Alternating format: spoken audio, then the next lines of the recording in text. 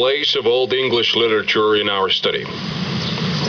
Among historians of our language, it was formerly the practice to draw a sharp dividing line between what they called Anglo-Saxon and that new speech, which they distinguished as English, which after the conquest gradually arose from the union of this Anglo-Saxon with the Norman French, brought over by the conqueror. This dividing line is not recognized by modern writers who insist that in its foundations, English is essentially a Teutonic language, that the English of the 14th century grew out of the Anglo-Saxon of the 5th by a regular course of evolution, and that nothing occurred at any stage to break its continuity. For this reason, the term Anglo-Saxon is now commonly dropped and Old English used instead. A corresponding change has naturally taken place in the interpretation of the history of literature. Here again, the idea of unbroken continuity is emphasized, and as what was once called Anglo-Saxon is regarded as an early form of English speech. So what was once called Anglo-Saxon literature is regarded as an early form of English literature.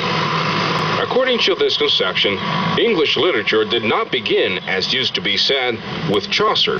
It began far back with the beginnings of the history of the English people on the continent of Europe, before bands of them had settled in the little island which was presently to become the home of their race. I am not now going to question the modern scientific view, yet we may still recognize the practical convenience, if not the scientific accuracy, of the older view which it has displaced.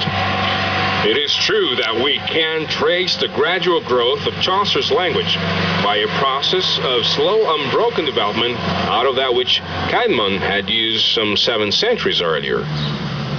But there is still one fundamental difference between Chaucer's English and Caedmon's.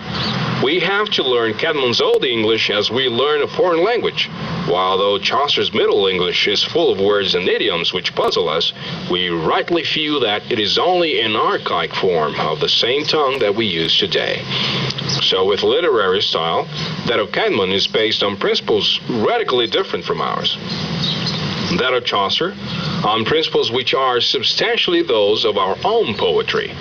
Continues then, though the history of English literature is from the 5th century to the 20th, we may still hold that literature before Chaucer constitutes a special field of study, and that it is only with Chaucer that modern English literature definitely begins.